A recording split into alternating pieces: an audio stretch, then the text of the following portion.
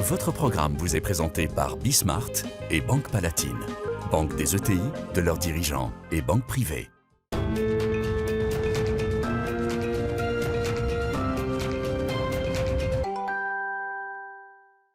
Salut à tous, on est de retour, c'est Bismart, semaine qui va être un petit peu particulière, hein, comme on le fait de temps en temps. Là, on va débattre ensemble de l'actualité économique du moment. Demain, en revanche, ce seront des interviews autour de la transformation, autour de la révolution industrielle. Voilà, c'est vraiment un élément sur lequel j'aimerais convaincre tous les agents économiques que oui, ça y est, là, nous sommes rentrés dans une période de révolution industrielle et qu'il faut vraiment regarder les choses, il faut accélérer la prise de décision. Voilà, c'est vraiment le sujet. Mercredi, à nouveau, un débat commun. Et puis jeudi, on s'interrogera. Alors Léonidas, je ne sais pas si tu te souviens, mais on en rediscutera au début de cette émission.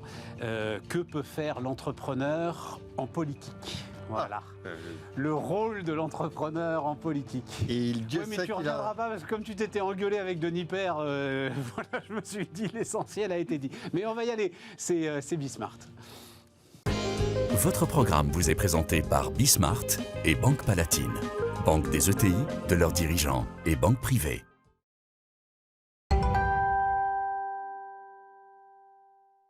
Donc, Léonidas Kalogiropoulos est avec nous. Salut. Bonjour, Léonidas. Julie de la Sablière, entrepreneuse. Salut Julie.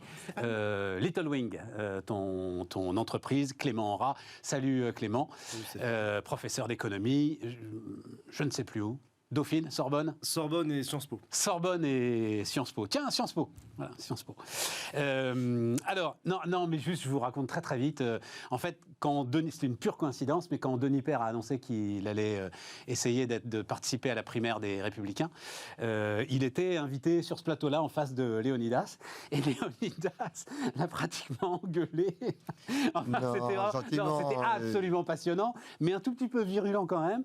Dans l'idée, Léonidas, tu penses que l'entrepreneur, et alors Denis Père est l'incarnation de l'entrepreneur, je le rappelle toujours, c'était le premier invité de Bismart, voilà.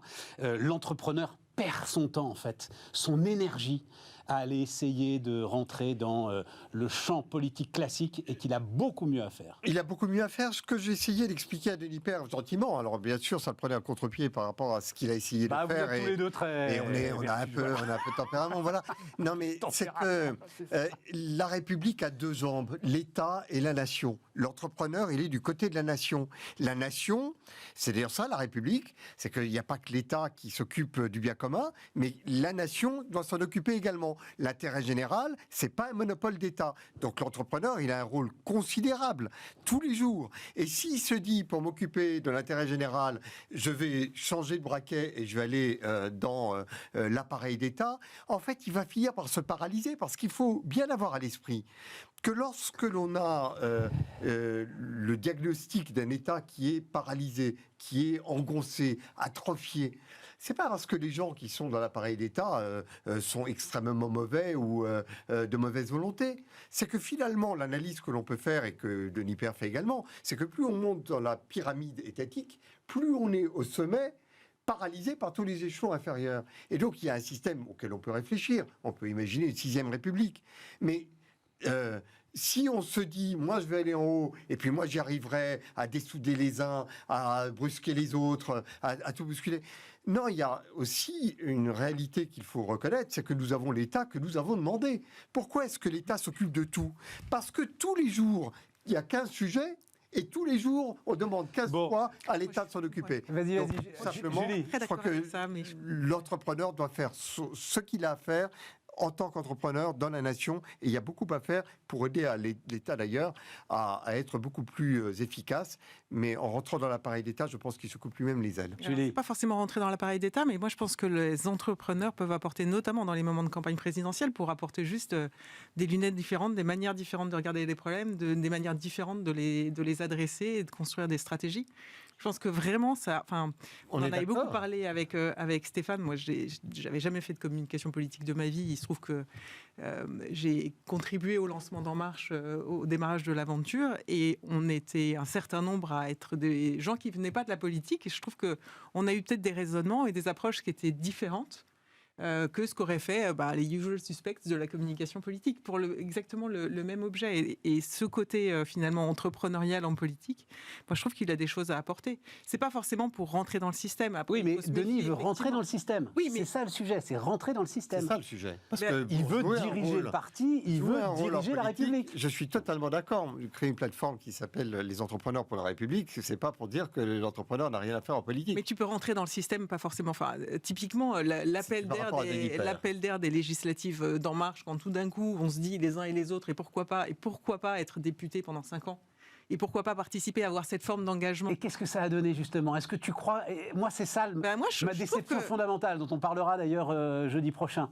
C'est que j'ai l'impression qu'ils se sont comportés exactement. Soit ils sont devenus complètement borderline, comme on en a vu un certain nombre, et c'est fini, quoi, ils y reviendront plus. Soit en fait ils se comportent comme des responsables politiques classiques. Moi, je trouve que c'est important que la politique ne soit pas qu'une carrière et une C'est ligne vrai. droite, et qu'on ne la voit pas que comme ça. Et je trouve que c'était une incroyable énergie de se dire que les uns et les autres, tout un chacun, on pouvait, qu'on travaille dans le privé, qu'on soit entrepreneur, qu'on soit prof, se dire qu'à un moment, c'était aussi pour nous. Clément? Alors, de toute façon, moi, j'ai toujours été d'avis que la politique, c'était quand même un peu un métier. Là, je suis assez d'accord avec ce qu'a dit récemment dans son dernier livre, Bruno Le Maire, c'est-à-dire qu'on s'improvise pas, effectivement, responsable politique. Mais c'est forcément plus facile quand on vient de l'administration. Par contre, il y a un vrai problème, c'est pas pour faire du en même temps, mais c'est qu'il ne faut pas non plus que le corps politique soit exclusivement constitué, comme c'était le cas avant, effectivement, En Marche, il y avait 66%, je crois, de fonctionnaires à l'Assemblée nationale. Donc, c'est une surreprésentativité qui n'est pas bonne. Donc, il faut quand même qu'il y ait des entrepreneurs qui en fassent. Par contre, il ne faut pas se faire d'illusions. À partir du moment où l'entrepreneur fait de la politique, effectivement, il n'est plus entrepreneur. Non. Et il est entouré de toute façon d'une administration, d'une haute administration, qui a quand même le contraint énormément et de toute façon il se routinise, si j'ose dire, pour employer un terme que t'aimes beaucoup, Schumpeter.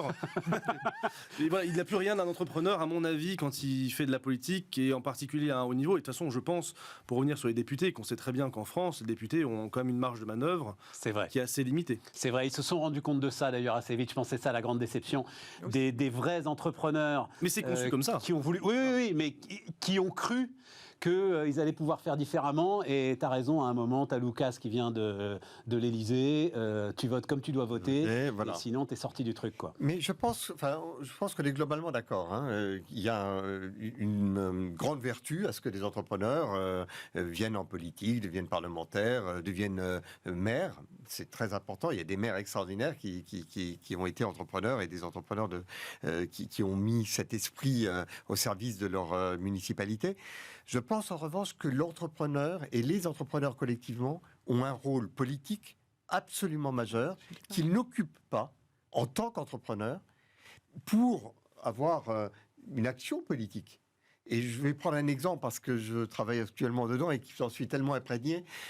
C'est la question du marché européen qui est supposé être la réponse de l'Europe au fait qu'il y a un marché américain pour les entreprises qui veulent conquérir le monde et qui ont un tremplin américain de 300 millions d'habitants, ou les Chinois d'1 milliard, et nous on doit avoir 440 millions d'habitants parce qu'il y a un marché européen. C'est un sujet politique qui a été adressé par tous les États, et nous faisons le constat ensemble que depuis des décennies que les politiques s'en occupent, il n'arrive à rien. Le marché est toujours aussi morcelé, et une entreprise qui démarre et qui veut adresser le marché européen L'entreprise européenne. n'y arrive pas. Et c'est pas parce qu'on a fait un statut d'entreprise européenne. Et donc Cette question ne peut manifestement pas être adressée par des politiques. Il va falloir qu'on l'adresse avec des solutions entrepreneuriales. Et il y a un moment donné où, à attendre du politique qu'il réponde à des problématiques, pendant des décennies, on attend la réponse et elle ne vient pas. Et on est dans une ritournelle, on se dit « Ah, c'est incroyable, ces politiques, ils n'arrivent pas ». Ce n'est pas un problème politique. Enfin, ce n'est pas un problème qui est à la portée d'un élu ou d'une administration. Mais en revanche, c'est un problème qui est à la portée de solutions entrepreneuriales. Bon, on reparlera de tout ça. Tiens, effectivement, pourquoi pas démarrer avec le Made in France. C'est un sondage que j'ai trouvé très impressionnant. Donc, Opinionway, tout ça, c'est là. Mais, interroger sur le soutien de l'industrie française par les responsables publics. Les Français, donc, mais une écrasante majorité, répondent que les candidats à la présidentielle doivent prendre en compte les difficultés industrielles, proposer des solutions, enfin ce qu'ils ont fait quand même pendant la crise sanitaire. Pour 89% d'entre eux, la relocalisation des industries sur le territoire français est une priorité pour renforcer le secteur.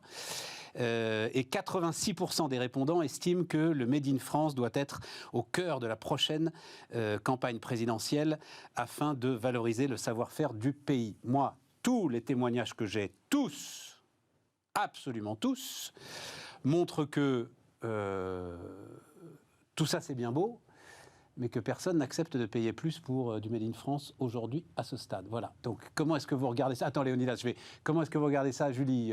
Comment est-ce que tu regardes cette espèce de déclaration d'amour là ? Mais c'est quoi la phrase ? Il y a que des preuves d'amour. Oui, voilà, c'est ça. Hein, ce qui est intéressant, c'est on a quand même comparé le salon du Made in France au salon de l'agriculture, parce qu'inauguré par 2 ministres, visité par 7 candidats, donc on sent bien qu'en tout cas, ils ont bien le chiffre en tête et ils voient bien que c'est une attente de l'opinion, et c'est une attente de l'opinion évidemment post-Covid avec les enjeux de souveraineté, de relocalisation, etc. Le sondage l'aborde d'ailleurs la question du prix. Ouais. Je pense que sur le papier, tout le monde est pour. Hein. Ouais. Tout le monde va te dire qu'ils sont prêts à payer, évidemment. Ils ne le sont pas. Voilà. Ça, alors vraiment, la réalité, j'ai trop de contacts avec trop de chefs d'entreprise. Ils ne le sont pas aujourd'hui. Voilà. Après, tu n'arrives pas à valoriser dans le prix le Made in France. Tu n'arrives pas à faire payer plus cher. Même Imri Jacquia, par exemple, qui est vraiment combattant de la cause, le reconnaît. Après, il y a l'enjeu de l'industrie en vrai. Ce que souhaitent les Français, ce qu'ils souhaitent voir dans le pays, et ce qu'ils sont prêts à accepter aussi tout ce qui va avec l'industrie. Moi, je trouve que c'est intéressant, comme on est quand même passé d'un monde, en tout cas, où on pensait qu'on pouvait très bien avoir une forte croissance sans avoir d'industrie, et se dire que finalement, on pouvait être juste une économie tournée vers les services et que ça se passerait très bien. Maintenant, on se rend compte, je trouve, de 2 choses qui, pour moi, sont flagrantes. C'est premier, commerce extérieur, quand même, a besoin de l'industrie pour être à peu près équilibré, et ça, on ne l'a pas. Le deuxième, c'est l'enjeu des territoires. Et qu'il n'y a pas de territoire puissant sans tissu industriel puissant. Et ça pose un problème politique, qui est que nos régions sont incroyablement faibles, quoi. Et donc, tout le sujet de la centralisation des pouvoirs publics, etc., moi, je pense que les régions seraient un peu plus fortes pour discuter avec Paris aussi, si elles avaient un tissu industriel plus fort. Et là, ça nous ramène à tous les sujets qui fait que on a plein de bonnes idées, on a plein de bons prototypes, on a plein de preuves de concept qu'on présente dans ces salons où il y avait 70 exposants, je crois, il y a 5 ans, il y en a 800 aujourd'hui. Donc, il y a des entrepreneurs qui travaillent justement sur des nouvelles solutions, des nouvelles offres, etc. Mais derrière, est-ce qu'on est vraiment capable de les produire à l'échelle, et donc d'avoir des coûts de production qui nous permettraient de lutter? Pour l'instant, moi, c'est ça que je ne vois pas, en fait. C'est cette capacité à produire à grande échelle et à faible coût en France. J'étais il y a 1 heure avec la ministre de l'Industrie, Agnès Pannier-Runacher, qui amène un chiffre assez spectaculaire quand même, qui va dans ton sens. C'est-à-dire que donc, dans l'ensemble des... Alors, c'est un maelstrom, on va dire plan de relance, voilà, mettons ça, plan de relance. Tout ce qui est modernisation de l'industrie, la poche modernisation de l'industrie, a été vidée, siphonnée, et c'est une très très bonne nouvelle, en 2-3 mois à peine, parce que les industriels ont énormément de projets aujourd'hui de modernisation de leurs outils de production, et que ces projets tiennent la route, parce que, comme l'a disait la ministre, on ne s'est pas non plus mis à financer n'importe quoi. 40% des projets ont été retenus, et ces 40% de projets, ils ont vidé je crois que c'était 3 milliards d'euros, la poche qui était prévue pour la modernisation de l'outil de production. Donc, ça va dans ton sens, il se passe quelque chose. Clément ? Alors, il faut être... Je pense qu'il a déjà été dit, mais c'est vrai qu'il y a eu un consensus, y compris chez les économistes. Et ce consensus-là, il n'a pas disparu. Il faut être honnête de ce point de vue-là, sur, quelque part, les vertus de la fragmentation mondiale des chaînes de valeur. Et c'est pas la crise du Covid qui a changé ça. Et quelque part, moi, je pense que le débat, il est plutôt politique. Et d'une certaine manière, on a toujours eu cette tentation. Vous pouvez lire les penseurs mercantilistes jusqu'à la tentation de l'entre-deux-guerres. Et aujourd'hui, il y a toujours eu la tentation politique du protectionnisme, qui en fait est du Made in France d'une manière ou d'une autre. C'est pas du protectionnisme. Elle insiste beaucoup là-dessus, Pannier. Attends, non. Oui, mais je termine. Donc sur le produire local, d'une certaine manière, il y a toujours eu cette petite tentation, et globalement, les économistes ont toujours été, on va dire, moyennement partants sur le produire local. il y avait même les économistes que tu connais, hein, Tesmar et Landier, c'était dans les 10 idées qui coulent la France. Attends. Il faut réindustrialiser, etc. Landy a changé d'avis là-dessus. Mais je te laisse finir, mais il a changé d'avis là-dessus. Et j'allais dire, effectivement, ce que la théorie économique n'avait pas vraiment pris en compte, c'était les coefficients de valeur ajoutée. Donc effectivement, le problème, il se pose pour le déficit commercial, il se pose pour la valeur ajoutée créée au total, pour les territoires. Et c'est vrai que globalement, ce n'était pas avant une préoccupation des économistes qui maintenant le prennent davantage en compte.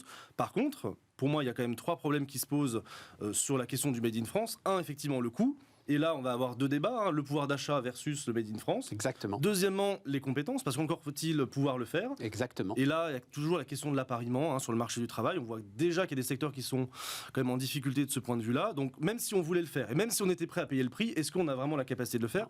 Troisièmement, puisque tu parlais effectivement du plan de relance, à titre personnel, mais c'est plutôt, on va dire, consensuel, on sera, je pense, globalement d'accord pour dire que l'État, à lui seul, ne peut pas orienter les secteurs industriels d'avenir de manière parfaitement efficiente et efficace. Non. Ça doit venir plutôt des entrepreneurs et des entreprises.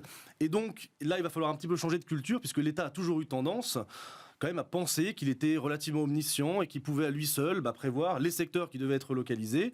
Ça peut justifier hein, quand ça touche à l'indépendance nationale, à la question stratégique. Ça l'est à mon avis beaucoup moins si l'État commence... Oui, mais là, cette culture a changé, tu vois. Il y a 2 choses. Alors, j'étais sidéré, mais effectivement, j'ai discuté avec Augustin Landy. Alors, pardon parce que c'est pas non plus Johnny Hallyday, quoi. Donc, voilà, c'est École d'économie de Toulouse, c'est Jean Tirole, et c'est vrai que c'est des gens qui pensent que les équilibres de marché doivent être à respecter et que plus on les tordra et moins on sera efficace. Et là, Augustin est très clair, il le dit très franchement, il dit « j'avais totalement sous-estimé l'externalité négative de la désindustrialisation. Exactement, de la désindustrialisation, ce que ça fait peser sur les territoires. Et à un moment, c'est effectivement quelque chose qui est insupportable pour la nation. Et donc, c'est à prendre en compte. Et là-dessus, il a radicalement changé d'avis. D'autant qu'il avait sous-estimé, mais tellement sous-estimé. Ah mais il le reconnaît, Non, mais c'est très bien. super intéressant. Et c'est très intéressant. Les Gilets jaunes sont passés par là, il faut le dire. Oui, voilà, et tous ceux qui ont sous-estimé avant lui, et l'ampleur de la sous-estimation, c'est quand même assez extravagant. Je voudrais revenir sur comment... Attends, je finis. Le plan de relance, justement, c'est l'inverse. Oui, bien sûr. Ça a été, mais... assumer l'effet d'aubaine, bien sûr, sans discrimination de secteur. Bien sûr, bien sûr. Tout le monde est mis sur un même pied d'égalité, que ce soit mon copain qui fait de la pâtisserie industrielle dans l'ouest de la France, que telle entreprise qui était venue ici d'ailleurs, qui fait du traitement de métaux dans le sud. Tout le monde y a droit à partir du moment où on est sur de la modernisation de l'outil industriel.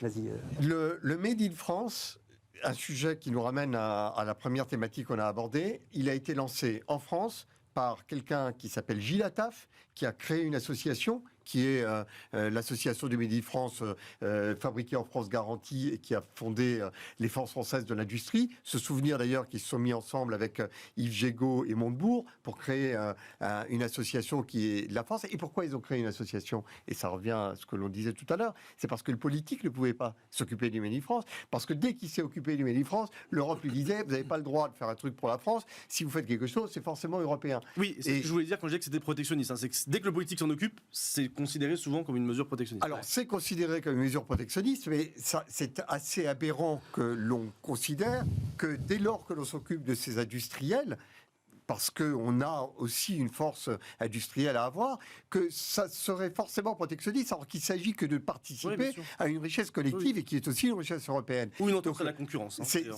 ou effectivement, un bien concurrentiel. Donc en soi, c'est absurde. En tous les cas, ce qu'ils ont fait, l'exposition du Made in France au parc des expositions est quelque chose qui est absolument stupéfiant. Moi, j'y suis allé en me disant, je vais voir... Stupéfiant.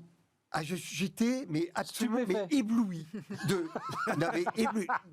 du nombre d'exposants et de la fréquentation. Mais c'est absolument invraisemblable. Les gens y allaient en famille. J'étais un dimanche, je sais pas, vers 13h, mais avec les enfants, repartant avec des sacs. Enfin, ça se bousculait. Mais une affluence invraisemblable. Tant mieux. Oui, non, mais tant mieux. Mais je veux dire, il y a quelque chose qui est intéressant. Les politiques sont venus. C'est le privé et les entrepreneurs qui l'ont organisé. Et ils l'ont organisé, d'ailleurs, c'est intéressant, avec les régions. Mais c'est une initiative totalement prise en dehors des sphères gouvernementales et auquel le gouvernement a pu apporter son soutien, l'inverse n'aurait pas été possible. Je donne cet exemple parce que je suis devant la même problématique en ce moment sur les solutions anti-Covid. On a créé un comité, une vingtaine de boîtes qui ont des virucides, des purificateurs d'air, des détecteurs de Covid, et ce sont des boîtes françaises. Pourquoi ? Parce qu'il s'avère qu'elles sont concurrencées par les Chinois, par les Américains, qu'importe. Mais le gouvernement dit, il faut absolument qu'on mette en lumière cette filière. Et puis instantanément, ils disent, ah ben oui, mais elle est française, je ne peux pas le faire, parce que j'ai l'Europe. Et donc comment je fais ? Et ça fait 3 mois qu'ils se disent, comment va-t-on faire ? Donc on va finir par leur résoudre le problème. On va le faire nous, et puis ils viendront. Mais c'est vrai que le politique ne sait pas aborder ce sujet. Alors, il y a désormais un certain nombre de plans dans le plan de relance. Tu sais que c'est ouvert à tout le monde, dès lors que les entreprises sont sur le territoire national.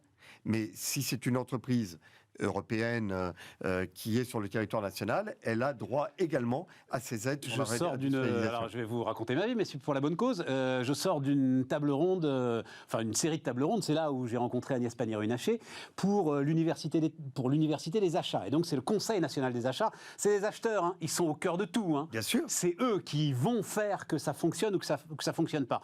Et donc arrive maintenant cette notion très intéressante de Total Cost of Ownership. Donc, OK, tu as un prix facial. Derrière, tu as toutes les externalités. Et alors, c'était très intéressant parce que c'est une boîte, par exemple, comme Eiffage, tu vois, on est dans le BTP, qui donne à ses équipes sur le terrain un logiciel qui permet de calculer le total cost of ownership. Ça veut dire le prix kilométrique, ça veut dire le prix carbone, ça veut dire la fidélité du client à qui tu commandes. L'ensemble de ces externalités qui aujourd'hui peuvent commencer à se mesurer, peuvent commencer à avoir un prix. Et compenser le prix facial. Et compenser le prix facial et donne aux acheteurs des moyens d'arbitrer. Et je peux en parler, Eiffage va beaucoup plus loin. C'est-à-dire que si à un moment, le type sur le chantier, il est mis en concurrence avec une offre qui ne respecte pas l'ensemble de ces critères, il remonte à la maison mère. Et il dit, qu'est-ce que je fais ? Et la maison mère subventionne. La maison mère va subventionner son offre, va le dire au client, et disait le patron d'Eiffage qui était là, assez souvent le client, regardant lui-même donc, va finalement choisir. Exactement, accepte de payer plus. Donc tu vois, ça va tout à fait dans ton sens. C'est-à-dire, tu as toute une démarche aujourd'hui au cœur des entreprises qui part forcément des services achats et qui est en train de complètement transformer les relations clients-fournisseurs. C'est assez extraordinaire d'ailleurs, parce que là, on a véritablement les entreprises qui font vraiment de la politique. Est dedans, là, je te soulève le capot. Sincèrement, je trouve ça beaucoup plus intéressant que les entrepreneurs fassent cela pour avoir un poids sur notre destin commun que d'aller se lancer dans des campagnes, qu'importe. Ah oui, c'est ça. Voilà. Je suis d'accord. Non, mais ils sont au cœur de leur, ils sont au cœur de leur efficacité, là où ils sont. Mais juste un point, parce que je pense qu'il mérite quand même d'être rappelé.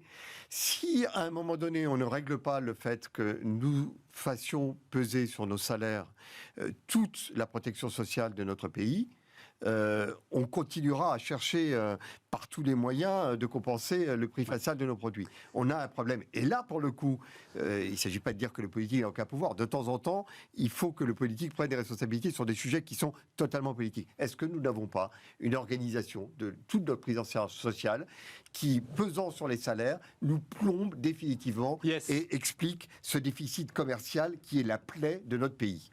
Est-ce que, juste, ou Clément, là-dessus, parce que je voudrais qu'on avance, mais court, alors juste, vas-y. 2 secondes, puisque tu me disais pourquoi je parle du protectionnisme. Moi, je pense que le Made in France, et ça, c'est le problème de la montée en gamme, si il se fait sur des produits, de toute façon, sur lesquels on est concurrencé, il ne se fera qu'avec du protectionnisme. Voilà. Comme disait, me reprocher encore de citer Patrick Artus, mais on ne peut pas relocaliser du Doliprane, sauf à être protectionniste. Non, mais on sent. Mais c'est possible. Je vais finir par continuer à raconter ma matinée. En fait, ce qui était très intéressant aussi, c'est que même France Industrie, en fait, ne parle plus de relocalisation. C'est pas le sujet. La relocalisation, comme ils disent, martiale, tu vois, ça n'arrivera pas. Non, et le Doliprane, ça fait rigoler tout le monde. Oui, voilà, il faut bien se le dire, c'est vrai. Non, l'idée, c'est bien de donner à ceux qui sont là, les armes pour rester compétitif et le redevenir. Et au futur. Et de construire, voilà, Oui, et de bien sûr. construire le futur. Oui, bien sûr. Et c'est en ça, je ne sais pas si vous avez eu le temps de regarder cette histoire Ascoval, mais Bien sûr. elle est tellement exemplaire. Julie, tu as eu le temps de regarder cette Ah ouais, histoire absolument, l'histoire absurde et scandaleuse. Enfin, sauf que ça se finit bien, quoi. Mais Ça se finit Pas bien. pour le oui, moment. Oui. Après, Après, c'est vrai que ce qui est intéressant dans l'affaire Ascoval, c'est qu'on a une aciérie ultra moderne, donc électrique. hein, électrique, voilà. installée à Valenciennes, qui produit de l'acier sans CO2, donc tout pour plaire quelque part. C'est déjà un feuilleton avec le feuilleton de la reprise d'Ascoval qui dure 2 ans, Tout à fait. sur lequel on se bagarre pour conserver l'emploi industriel en France. Et effectivement, là, les Allemands, le nouvel actionnaire allemand qui, 4 mois après la reprise, annonce qu'ils vont délocaliser ou reprendre en Allemagne 40% des volumes parce que le prix de l'électricité a augmenté. Voilà, et que temporairement, on va retourner dans les hauts fourneaux en Allemagne qui voilà. tournent au charbon. Qui quoi. tournent au charbon. Voilà. Et oui. Et c'est oui, pour ça que- mais oui, mais ça veut dire que tu vois la transition, d'abord croissance verte, blablabla, ça va être plus cher, quoi, voilà, il n'y a pas de secret, et que ça tombe pas sous le sens, quoi. Même quand tu as la solution, là, comme tu le dis très bien, de l'acier décarboné, bah oui, mais Ce sera plus cher en Allemagne aussi, hein. Quand ils auront plus leur centrale au C'est ça. charbon, ils Ouais. vont pas rigoler. pour l'instant, Après- ils les ont. Absurde et scandaleuse, parce qu'on parle d'une aciérie qui est en France, qui est ultra moderne, qui a EDF comme fournisseur et SNCF comme client. Ouais. Donc effectivement, si là le politique peut pas agir et calmer le jeu tout de suite. où pourrait-il Et je agir? pense que vis-à-vis des Allemands, qui sont quand même les premiers à aussi dire German Inc., il faut préserver les intérêts. Donc je pense qu'ils ont quand même assez vite compris qu'ils iraient pas bien loin dans cette affaire et qu'ils sont assez vite revenus en arrière. Oui. C'est vrai que ça montre à la fois l'hérésie sur le prix de l'électricité, mais ça, je pense que Clément en parlera mieux que moi, mais de ce prix de l'électricité qui est quand même dépendant du prix du gaz, alors qu'on a du nucléaire et qu'on sait que cette usine tourne sur l'énergie nucléaire. Oui. Et puis, évidemment, la taxe carbone, dont on a cruellement besoin. Voilà, c'est ça. Pour ce type C'est-à-dire, oui, mais alors attends, parce que Qui est une La- taxe protectionniste, je rappelle. la taxe carbone, absolument. Et enfin, moi, j'ai mis autour de cette table des petits industriels français qui sont très inquiets de cette taxe carbone, parce que 80% de leur marché sont à l'export. Bon, mais là, c'est les Allemands. Hein. Tu vas pas avoir une taxe carbone entre la France et l'Allemagne. Hein. Ça, tu n'y arriveras jamais. Sûr.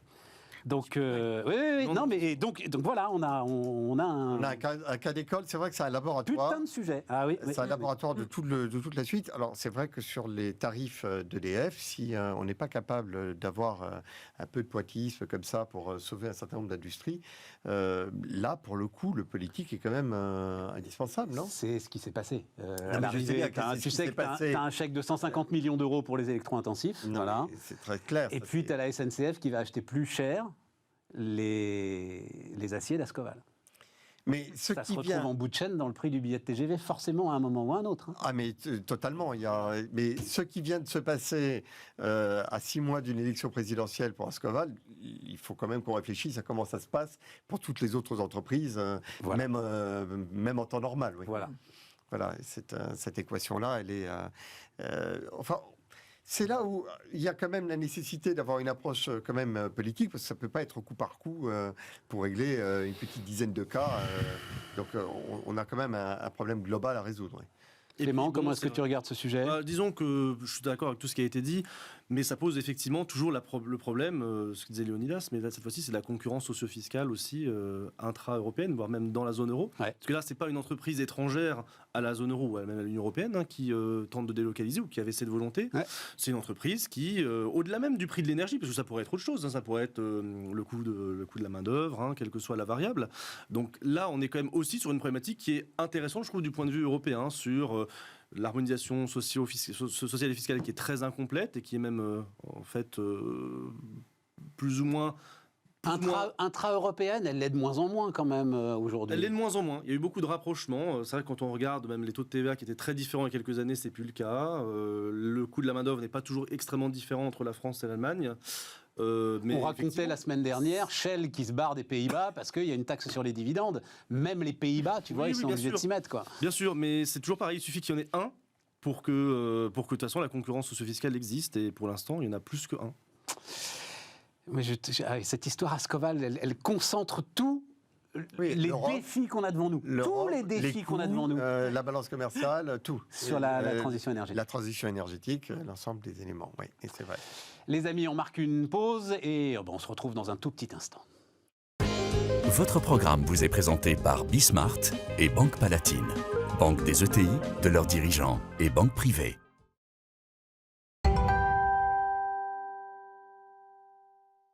On repart. On va redémarrer la semaine, même si c'est à la fin de la semaine dernière, mais enfin, le rapport de l'OCDE France 2021, on en est à 6,8 de croissance maintenant, les gars. Oui.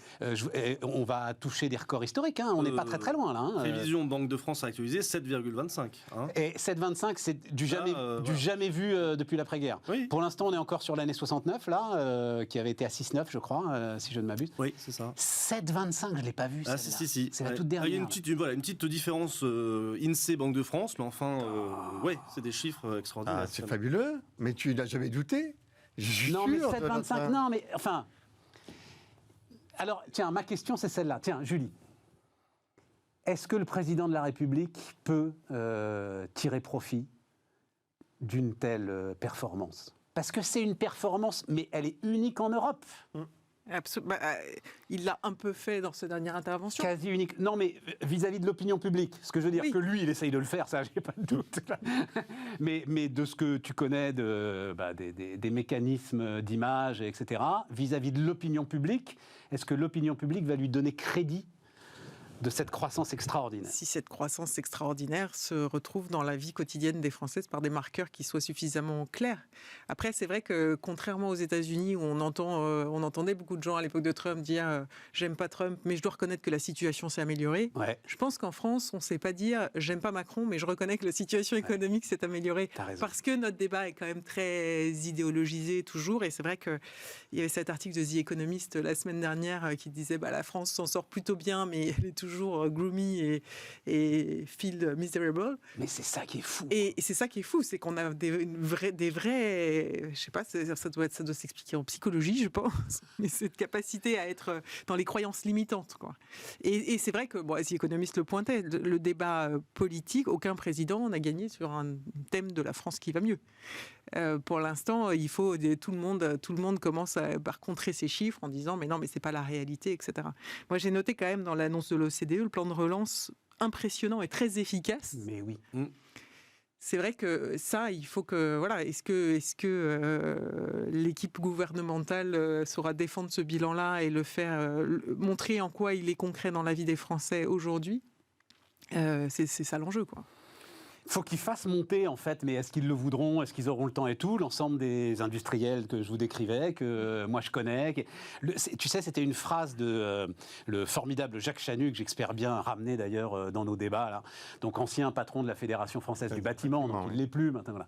Et c'était juste à la sortie du confinement, on commençait Bismart, et il avait eu cette phrase, il m'avait dit « Il faut absolument que le gouvernement assume l'effet d'aubaine ». La seule façon que ça marche, c'est que, oui, on assume qu'un certain nombre de margoulins vont profiter du plan de relance et vont aller siphonner un pognon qu'ils n'auraient pas dû siphonner. Mais c'est la seule façon pour ça. C'est ce qu'ils ont fait. Ils ont assumé l'effet d'aubaine. Et c'est pour ça que ça... Alors, juste par rapport à ces chiffres qui ont, je crois, deux éléments d'explication. Le rattrapage par rapport à la période de... D'accord, mais le rattrapage, il est partout dans le monde, Léonidas. Non, mais c'est pas pour... au contraire, pas du tout pour s'estimer, bien au contraire. Défendre mon chiffre. Non, mais je le défends aussi. Donc, donc effectivement, l'effet de rattrapage et le fait que l'économie française allait excellemment bien et qu'elle était sur une rampe croissante. Donc les deux en 2019, tu veux dire? En 2019. Ouais. Et donc on a cette conjonction, mais qu'est-ce qui est vraiment à mettre au crédit, je crois, du gouvernement? C'est qu'on était un certain nombre à croire dans cette dynamique entrepreneuriale française à laquelle je suis passionnément attaché. Je pense qu'elle est réelle et que c'est pas juste un fantasme. Donc j'étais très optimiste, mais j'avais dans les échanges et les plateaux et le monde patronal tellement de Cassandres qui étaient convaincus qu'on allait prendre la pire crise économique de l'après-guerre. On l'a tous entendu. La pire crise, un chômage monstrueux, des cascades de faillites. Donc là, il y a un véritable bénéfice que le gouvernement peut prendre, c'est que le pire n'est pas advenu et que le meilleur de ce qui pouvait exister après une crise comme celle-là, eh bien, il est là, il est devant nous. Et ça, je pense qu'il peut vraiment le mettre à son crédit, avec la contrepartie sur laquelle il faut être vigilant, c'est qu'on ne peut pas dépenser 1 milliard par jour. Donc, je pense que, voilà, il faut de temps en temps un peu... 1 milliard par jour, c'est un truc un peu... commencer à réajuster un peu comment dirais-je, la voilure. Mais il y a eu tout ce qu'il fallait pour que l'économie ne s'effondre pas. Et on était d'ailleurs un certain nombre à réfléchir. Mais Bruno Le Maire, on est en partie responsable, tu sais, parce qu'on Oui, l'aime mais bien, Bruno Le Maire, oui. mais enfin, ses déclarations, moi, dès le début, ça m'avait énervé sur la crise de 29. C'est pas le meilleur service qu'il a rendu. Dès le début, souviens-toi, tu avais Macron qui disait nous sommes en guerre, bon ça peut se discuter, mais Bruno Le Maire qui disait c'est la crise de 29. Mais mon pote, si tu dis c'est la crise de 29, mais tu désespères Billancourt et puis tout le monde, quoi. Enfin, c'est pas possible. Surtout que ça n'avait rien à voir avec la crise de 29. Mais vraiment rien. mais en même temps, je pense, Stéphane, je pense que c'était une comparaison qui était intéressante. Pourquoi ? Parce que ça aurait pu être la crise de 29. Si le nécessaire, avec la masse mobilisée de moyens financiers d'État, n'avait pas été injecté dans l'économie, ça aurait pu être la crise de 29. Et je pense que pour les générations futures sur lesquelles nous avons tiré des crédits, des lignes de crédit sur nos enfants, nos petits-enfants, allez, admettons, et c'est pas pour polémiquer, je dis simplement que nous leur aurions laissé une crise de 29 parce qu'on n'aurait pas fait le nécessaire, ça aurait été un véritable désastre. Donc je pense que le gouvernement peut totalement, légitimement dire nous avons évité le pire et c'est mais comme le dit Julie, il faut qu'à un moment on le ressente nous citoyens, quoi. Clément. Et peut-être pour être encore un tout petit peu plus optimiste, je ne sais pas si vous avez regardé la publication donc, pour la croissance 2022, la Banque de France, pareil, fait une petite prévision en disant il est possible qu'en 2022 ça aille jusqu'à 6%, finalement. Pour l'instant, on est sur 4. Oui, bien sûr, on est sur 4, mais il y a une trajectoire dans les scénarios qui dit si les Français dépensent un peu plus du stock d'épargne qui a été accumulé, on peut être à 6. C'est quand même, si on est à 7 et à 6, ce sera quand même une croissance La Chine. Extraordinaire. La Chine avec la démocratie. Voilà, c'est ça. Et puis, non mais pareil, dans l'explication, aussi dans les prévisions, qu'est-ce qui fait que la Banque de France relève comme ça aussi ses prévisions, parce que les 6,8 ils sont quasiment atteints en fait, vu les chiffres des 3 trimestres avec une prévision raisonnable, c'est que le budget anticipé des Français pour les fêtes de fin d'année a augmenté de quasiment 300 € dans les anticipations. Les Français vont dépenser, je crois que le chiffre c'est 270, en moyenne 270 € en plus. On va multiplier ça par 40 millions de ménages, puis vous avez la virgule qui est modifiée après le chiffre. Donc c'est enfin 7,25 c'est un peu plus qu'une virgule. Non, mais par rapport à 6,8 ou à 6,9... Ouais, bah 7,25 quoi. Ouais, vous avez le 0,25. Tu te rends compte de quoi on parle ? On aurait été ensemble il y a 2 ans. On est passé de 0,1 à 0,2 et on aurait eu des communiqués de triomphe. Enfin, et c'est pour extraordinaire. le Cocorico, les Allemands ont dû légèrement réabaisser leurs prévisions et je crois que c'est 3,1. Oui, mais on sait pourquoi. Pour le coup, c'est l'automobile. Oui, voilà. bien sûr. C'est conjoncturel, c'est conjoncturel, c'est Je crois que l'automobile. 2022, ils ne sont pas une très forte croissance. Non plus. 2,5. Oui, absolument.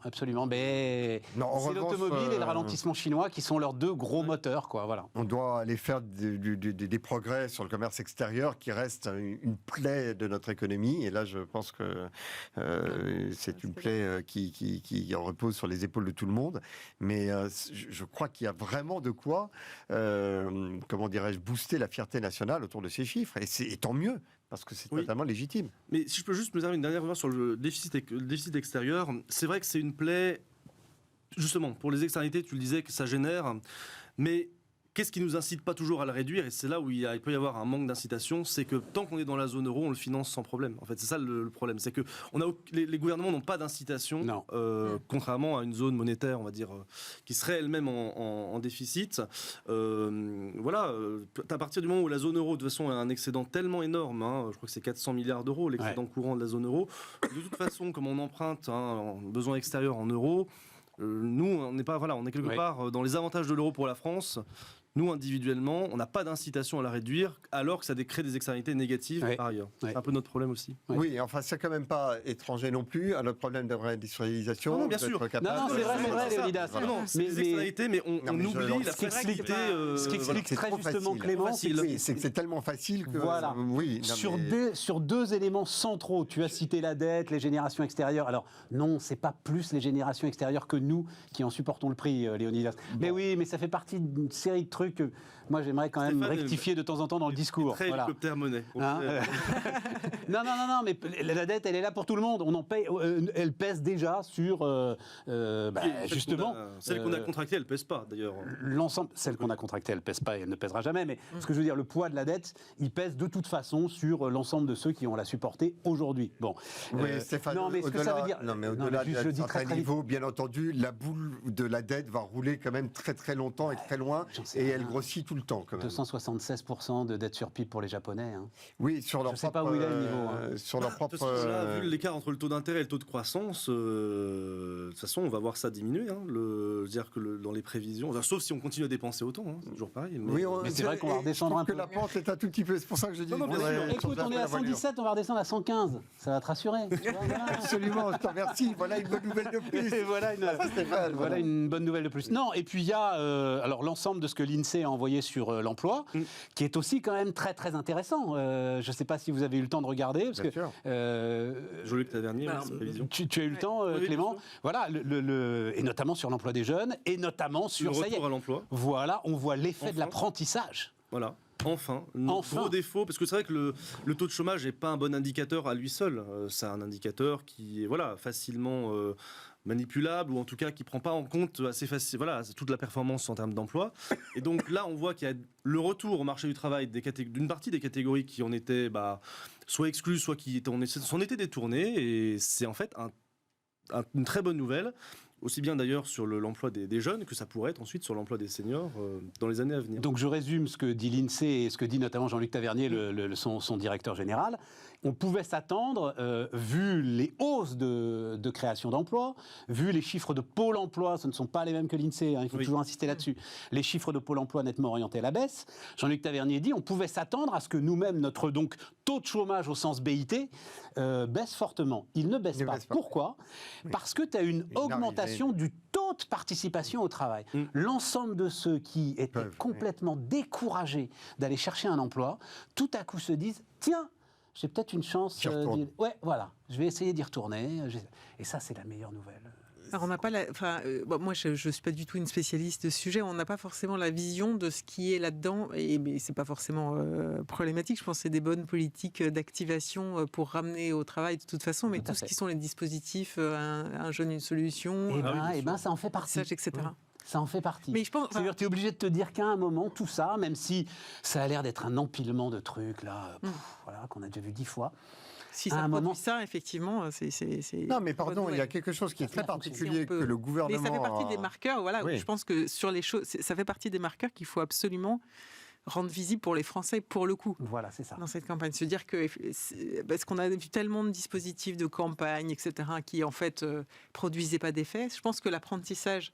C'était intéressant aussi qu'au départ, quand on l'a ouvert aussi aux jeunes en fin d'études et aux jeunes à Bac+5, etc., ça a contribué à faire changer l'image de l'apprentissage, mais drastiquement. Donc c'est vrai que ce n'est pas forcément ce qu'on avait le plus besoin, mais en même temps, c'est en faisant de l'apprentissage cette filière d'excellence, y compris pour les Bac+5, qu'on a réussi, je trouve, à faire changer l'image de l'apprentissage dans le pays. Tout à fait. Donc il faut pouvoir, effectivement, ça fait partie des crédits. Et c'était pas gagné. Mais c'était pas gagné. Et alors, une précision, puisque c'était une émission passionnante, allez la voir si ça vous intéresse, la semaine dernière autour de l'emploi, notamment avec Gilles Berset, avec Bernard Martineau et avec Jérôme Matisse, où ils expliquaient quand même que, comme tu viens de le dire, c'était assez fort et le dispositif marchait très très bien pour l'université. C'est plus compliqué pour le lycée. Et c'est plus compliqué encore aujourd'hui en sortie de lycée. Et c'est vraiment là qu'il faudrait faire... Et ça, je vais te dire, pour avoir un apprenti à la maison, je pense que les écoles ne sont pas du tout encore... Enfin, notamment pour les bacs pro, etc. Voilà. Les écoles sont pas du tout, ne savent pas assez bien aider les enfants à trouver des stages. Quand tu dis les écoles, c'est les lycées. C'est le lycée. Ouais. Voilà, c'est ça. Ouais. Il y a un énorme sujet avec des écoles qui savent quand même pas bien comment les orienter, qui n'ont pas de base de données. Enfin, c'est assez impressionnant. Je trouve, pour en accompagner un très concrètement, on se dit beaucoup de choses sur l'apprentissage, mais tant que il faut vraiment qu'aussi les établissements s'y mettent, je trouve, plus fortement. Les points très très positifs de ce qui a été fait, c'est la manière dont on a réussi à imbriquer tout le tissu industriel et le tissu économique dans ce cycle d'apprentissage. C'est vrai que ce gouvernement n'a pas uniquement eu des politiques venant d'en haut pour saupoudrer. il y a eu vraiment des partenariats qui ont été tissés avec le monde économique. Et finalement, par différentes modalités, eh bien, il y a une collaboration entre le public et le privé pour arriver à ces résultats. Et ces résultats sont spectaculaires, c'est vrai. Alors, je voulais vous lire un truc. Donc, je vous ai dit, petit chemin de traverse, là, il nous reste un quart d'heure. J'ai été sidéré par cette histoire de Cogedim. Donc, Cogedim va faire des logements bons pour la santé, va se lancer dans le logement bon pour la santé. Cogedim a beaucoup travaillé sur le confort d'été. Il promet des bâtiments aux teintes claires, dotés de brise-soleil, avec des balcons végétalisés pour une meilleure ventilation. Ces appartements seront bi-orientés, ce qui apporte aussi luminosité et permet de renouveler l'air. Il y a tout ce qui touche à l'acoustique et aux soins apportés à l'isolation acoustique des bâtiments. Il y a tout ce qui touche au débit de pression variable des VMC, des ventilations. Et enfin, sensibiliser les acquéreurs à ces sujets, leur expliquer qu'eux-mêmes génèrent de la pollution et qu'ils peuvent changer leurs pratiques. C'est pourquoi nous leur offrons à tous un appareil de mesure de la qualité de l'air et des émissions de CO2. Je pense furieusement à ce que la philosophe Gabrielle Alpern vient nous raconter assez régulièrement sur l'hybridation aujourd'hui de tous les business, c'est-à-dire tu peux plus te contenter d'être promoteur, nous dit Cogedim. Absolument. Tu dois apporter une valeur supplémentaire. Et donc, ça va être l'appartement bon pour la santé. Non, mais en fait, normalement, c'est l'alimentation, normalement, c'est fait du sport. Normalement, et ça, là, j'habite dans un appartement Cogedim, je vais être en meilleure santé. Les promoteurs ont cette idée que désormais, ils doivent apporter un service. Que la promotion, c'est un service. Et c'est une gamme de services. Tout à fait. Et d'ailleurs, c'est une bascule que la Fédération française du bâtiment, de l'immobilier, la FPI, la Fédération de la promotion immobilière. La promotion immobilière, très juste. A prise un tournant avec sa précédente présidente, Alexandra François-Cusack, et elle a lancé quelque chose qui va être en ligne dans quelques jours, quelques semaines, qui est un Urban e-Lab et qui a comme objectif d'aller explorer tous ces services qui sont des services numériques, toute la problématique de l'environnement, toute la problématique de la santé, cette manière de concevoir l'habitat en amont, d'apporter des services après que le bâtiment a été livré. Donc, effectivement, c'est l'immobilier comme une gamme de services. Et là, l'exemple que tu donnes avec la Cogedim est un exemple, une illustration parfaite, mais il est clair que à la fois les collectivités locales et les locataires et tout l'environnement urbain attendent de la promotion immobilière de ne pas simplement se contenter de livrer des mètres carrés et de s'en aller en laissant la clé derrière eux. Je n'ai pas compris ton enthousiasme. Ah mais si, parce que c'est... Non, parce que l'évolution servicielle de l'industrie du bâtiment, etc. Enfin, là, Cogedim est juste en train de réapprendre ce qu'était l'habitat pré-pétrole. Ce que faisaient nos anciens, les principes d'architecture. On enterre les parois au nord, on fait une ouverture plus grande au sud, on fait rentrer la chaleur, on fait 2 ouvertures pour que l'air circule. En fait... Versus... Les Romains, déjà... non, mais en fait, c'est là où c'est absurde, quoi. Tu vois, mais c'est pas absurde, ne dis pas que c'est absurde, tout ça. C'est pas absurde, mais juste, évidemment, enfin, tu vois, il y a un côté où on redécouvre des choses, il suffit de regarder ce qu'on faisait après-pétrole, encore une fois. Heureusement qu'on les redécouvre. Heureusement qu'on les redécouvre. Oui, et du coup, c'est pas seulement bon pour la santé, enfin, le bâtiment, c'est 10% des émissions de gaz à effet de serre. Le neuf, ça va être très important. Donc, si dans le neuf, effectivement, on peut se dire, tiens, quand je fais un chai dans un domaine viticole, je vais plutôt penser à l'enterrer plutôt que mettre un grand hangar en plein soleil où on met la clim dedans. Évidemment, enfin, tout ça, c'est des éléments de... Enfin, c'est presque du bon sens qu'il faut retrouver. C'est du bon sens, mais Julie, qu'est-ce qui porte aujourd'hui la construction ? Les dispositifs de défiscalisation. Point à la ligne. Je construis... et alors d'ailleurs, c'est là pour le coup, l'État a un rôle, et c'est pour ça que ça change si souvent, parce qu'ils ont un rôle presque trop important. Je construis ce qui est défiscalisable. Non mais... Bon, se dire que je change de perspective et que je vais construire des apparts où il va faire bon vivre, non, mais pardon de le dire comme ça, c'est une révolution. C'est juste, le marketing est fantastique, quoi. C'est-à-dire que c'est... Pas que du marketing. C'est pas que du marketing, ils le font, là. Oui, non, c'est pas que du marketing. Non, mais attends, le capteur de CO2 à la maison, enfin, me dis pas que c'est nouveau. Les Romains n'en avaient pas. Non, mais, enfin, c'est la clé de la lutte anti-Covid d'ailleurs, il faut bien le dire. C'est évidemment très bien. c'est évidemment très bien. Mais enfin, Mais tu penses voilà, non, mais dans toute c'est- innovation, pardon. il y a de l'hybridation. C'est pas très... Non, mais Franchement. évidemment, il faut revenir. Mais encore une fois, la construction neuve par rapport à la rénovation énergétique des bâtiments existants est un petit sujet. Donc, il y a aussi le gros sujet de la révolution où notre ami qui était invité sur le plateau, c'était Christian, qui voulait faire un plan militaire pour développer Absolument. la rénovation énergétique. Mais c'était intéressant. Christian Saint-Etienne, Christian Saint-Etienne, il veut des plans militaires pour tout. Lui, c'est Mais en fait, lui, c'est l'économiste. Mais tu sais, Clément, c'est-à-dire que c'est l'économiste qui est tellement sûr que c'est comme ça qu'il faut faire que derrière. Mais son point, c'était si on n'a pas assez de compétences Et d'entreprise bien qui entendu, peuvent gérer la rénovation. Il s'imagine en général d'armée. Il faut l'organiser quartier par quartier. Quartier par quartier. On fait tous les immeubles d'un coup pour pouvoir concentrer la ressource. Toc toc, monsieur Enra, c'est chez vous maintenant qu'on fait les toitures. Vous voulez bien sortir pendant 6 mois, aller habiter chez votre grand-mère. Allez hop. Mais c'est un peu ça, 1 million de logements par an. Il faut y parvenir. Mais moi, ce qui m'intéresse, c'est est-ce que la marge augmente? Ah ben voilà, c'est mais ça, évidemment. quand même. Mais évidemment, Clément. Quel est le prix du coup de ce type de logement bon pour la santé? Tu justifies le prix. Ce qui est un problème pour les promoteurs aujourd'hui. La disposition à payer de quelqu'un qui dit tiens, je vais avoir un logement Là aussi, les Français disent qu'ils sont prêts à payer, t'as vu, hein? Parce qu'il y a un petit sondage qui dit aussi que les Français sont prêts à payer pour un logement plus... Donc quel prix supplémentaire?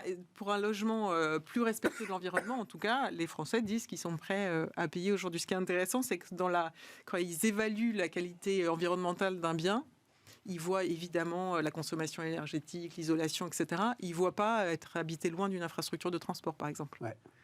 Donc, continuer à prendre sa voiture pour les déplacements, ça, ils ne voient pas forcément. Mais le problème, c'est que si tu habites près d'une infrastructure de transport, alors là, pour le coup, ça coûte beaucoup plus cher. Voilà.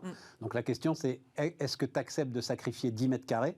Parce qu'à l'arrivée, ça va être ça. 10 mètres carrés pour le métro, le tram, le train. Voilà, c'est ça. Et pour avoir quelque chose d'écologiquement compatible. Ou le stationnement payant de plus en plus cher, parce que ça peut être aussi une économie qu'on fait en se rapprochant d'un réseau de transport. J'ai encore appris un truc dans ma table ronde, là je vous raconte tout. Non mais c'est passionnant. C'est très intéressant sur les délais. C'est-à-dire qu'aujourd'hui, les constructeurs, les promoteurs, etc. sont sous la pression des délais. Et Benoît Druffret, le patron d'Eiffage, expliquait très simplement que sur un bâtiment haute qualité environnementale, vous allez chercher les meilleurs matériaux. Vous allez faire le geste du compagnon pour faire le joint, c'est 80% en fait de la performance du bâtiment derrière. Si le compagnon n'a pas le temps de faire le joint comme il doit faire le joint, alors personne ne va se rendre compte de rien. Hein. Simplement, la performance ne sera pas au rendez-vous. Voilà. C'est super intéressant quand même. Ah oui. Oui, et tout l'enjeu des compétences. Ça relativise. Ça me rappelle ce qu'on avait dit sur les batteries, comme quoi l'essentiel du gain de kilométrage des batteries, c'était pas en fait la batterie elle-même, c'était le pilotage de la puce. Exactement. Battery Management System. C'est ça. Ouais, tout à fait. On apprend des choses comme ça. C'est un peu fait pour. Oui. Et vous, c'est une sorte d'échange, une sorte de bouillante culture. Et alors, on termine avec le métaverse. Le métaverse avec l'immobilier, on termine avec le métaverse. On va en parler largement demain. Mais alors, c'est Yves Guillemot. C'est pas c'est un gars sérieux, Yves Guillemot. Hein, et puis alors le bon sens breton. Hein, donc Ubisoft. Vous savez, chez les Guillemot, quand il y a une décision difficile, ça se traite. Sur la table de la cuisine de la grand-mère Guillemot en Bretagne. Hein. Donc voilà, on rigole pas. Révolution industrielle de demain, donc Yves Guillemot parlant du métaverse, je me dépêche de vous lire ça. Avec des outils comme la blockchain et le développement des crypto-monnaies, on va pouvoir créer de nouvelles règles qui s'appliquent à l'échelle du monde. Cela ouvre une nouvelle frontière. Tout comme on a exploré l'espace et marcher sur la Lune, nous sommes à l'aube d'une nouvelle révolution. C'est une extension de notre monde qui s'ouvre à nous. Aujourd'hui, ce monde en 2D existe déjà pour les joueurs de jeux vidéo. Demain, il existera pour tous. Il sera en 3D. On va faire bien plus que simplement abolir l'existence. On pourra multiplier les discussions et les business en luttant contre les préjugés. En luttant contre nos préjugés. Parce que dans notre monde, quand vous regardez une personne âgée ou une personne d'une autre culture, ajoute-t-il, ça influence votre attitude. Et demain, quand vous discuterez avec votre avatar, vous serez beaucoup plus ouvert. Alors ça, moi, ça m'a vraiment surpris dans l'interview, parce que est-ce que les gens seront meilleurs dans le métaverse c'est une question. C'est pas vraiment ce que les réseaux sociaux nous ont montré. Les gens sont pas vraiment meilleurs, plus ouverts, plus tolérants sur les réseaux sociaux. Même parfois. Donc, ça m'a surpris parce que ça donnait une tonalité à côté de la révolution industrielle. Tout d'un coup, pourquoi nous parle-t-il de ce monde qui serait moins, qui permettrait de lutter contre les préjugés? Je trouve ça étonnant de la part de Guillemot d'arriver sur ce terrain-là.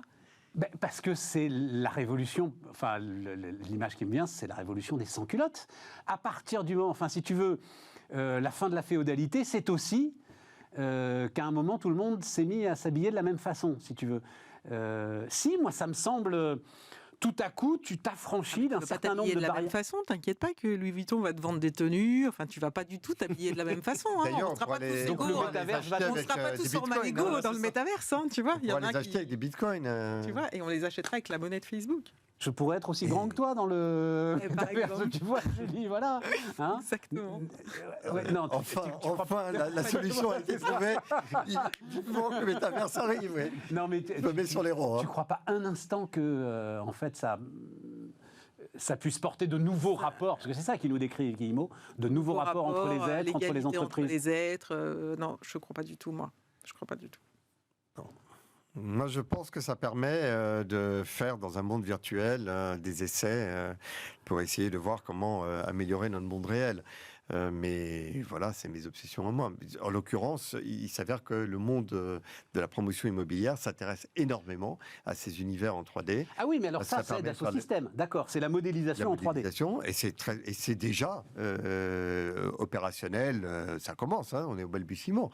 Mais on voit très très bien que prendre une ville et commencer à faire des essais, à faire des groupes, à regarder, est-ce qu'on met les commerces à tel endroit, est-ce qu'on met des étages en plus ou pas. Qu'est-ce que ça donne? Qu'est-ce que ça donne? Là, on est voilà. Le tester. Et puis là, on va pouvoir le tester dans la réalité de la vie. Eh Quoi. ben, je trouve que là, il y a des choses absolument passionnantes. Après, le domaine des jeux est un domaine. Non, mais justement, Guillemot, il en sort. Tu vois, il dit, Oui. nous, on est déjà dedans. C'est pour ça que son témoignage est intéressant. Absolument. Parce que lui, il dit, nous, on est déjà dedans, en fait, le métaverse. Et Voilà. c'est là où quand même Zuckerberg a fait un coup de com de dingue parce qu'ici il a préempté le métaverse d'un coup d'un seul. Ouais. Ça devient son sujet alors que c'est déjà ancien. Ouais. Ça devient son sujet alors que c'est pas là demain. Ouais. Il a réussi à dire, en fait, et Meta, donner. c'est moi. Meta, c'est moi, et finalement donner une vision à son groupe. Qui tout d'un coup est très clair parce que il a racheté Oculus, la monnaie, tout ça, toutes les pièces du puzzle s'assemblent. Là où les autres maintenant vont devoir ramer pour dire mais nous aussi on y est. Donc je voyais Apple qui va lancer son casque l'année prochaine. On voit bien qu'ils vont tous y être, ce qui est d'ailleurs une question. Parce que je pense qu'on pourra visiter un métavers. Mais ce qui est si on a 5 intéressant, métavers, 5 avatars, ça va devenir C'est compliqué. qu'Ubisoft, on est déjà présent là-dedans et je trouve que c'est intéressant qu'il y ait de nouvelles aventures dans lesquelles nous avons vraiment nos champions nationaux. Bien sûr. Ah oui, puis Dassault Systèmes. Enfin, Bien sûr, non, il y a une absolument. entreprise Oui, aujourd'hui bien qui règne entendu. sur la modélisation 3D, c'est Dassault Systèmes. Clément, toi aussi, tu es dubitatif. C'est difficile d'en penser quelque chose. On n'a jamais été aussi proche. En même temps, je trouve qu'on se rend, à mon avis, pas du tout compte de ce que ce sera, que ce sera développé. Donc, moi, j'ai beaucoup de mal à en penser quelque chose, quelle que soit d'ailleurs l'application, pas que sur les jeux. Mais je doute effectivement que ça change profondément la nature humaine. Je suis un peu il n'y a aucune raison objective. Non, mais tu as raison, Julie, j'y pensais furieusement. C'est ce qu'on pouvait lire sur les espoirs de l'Internet, que tout à coup, la connaissance ouverte à tous, l'universalisme, et à l'arrivée, non, mais c'est très sans beau, doute le pire de l'humanité C'est qui se très, déverse très beau. sur ces réseaux. Aussi, Et le meilleur. Et le meilleur. Ouais, faut le chercher un peu. Faut le chercher un peu. Non, tu le trouves. Oui, enfin, Le pire, on le voit Par plus une note facilement. positive. C'est vrai. Oui, on essaie de canaliser le meilleur. Non, alors oui, non, on finit toujours par une note positive et puis on fait le lien avec l'émission de demain parce que je vous disais donc demain Mathieu Courtecuisse, SCIA Partners, c'est une croissance en termes de consulting indépendant en France sans équivalent. Il est aujourd'hui vraiment, notamment sur l'application des nouvelles technologies, etc. Sans doute l'interlocuteur le plus pertinent que les entreprises puissent trouver. Et lui, il dit, il viendra nous le dire demain, il faut maintenant, sans tarder, nommer un Chief Metaverse Officer. Voilà. Julie, il faut qu'il y ait chez Little Wing un Chief Metaverse Officer. C'est noté. Mais tu vas être obligé. Il va falloir que tu guides tes clients là-dedans. Non, mais Il bien va sûr. falloir Non, que tu mais les moi, conseilles. Il je va trouve ça falloir assez excitant. Ça va être hyper passionnant comme à inventer. Ça va être challenging. Mais oui. Et dans le monde politique, il va falloir qu'on initie le monde politique au métavers. Je sens que. Non, il y a on des pourrait en choses envoyer un certain nombre dans le métaverse Alors, et il n'en effectivement. sortirait plus. Tu sais. petite cage dorée en métaverse. Bon, les gars, j'ai adoré. Merci. Les gars, c'est générique. C'est générique, T'as voilà. compris. C'est une bande, quoi. Voilà. Et on se retrouve demain. Donc, justement, pour discuter du métaverse, mais de l'ensemble de la transfo. Vous allez voir, on va parler intelligence collective aussi. À demain.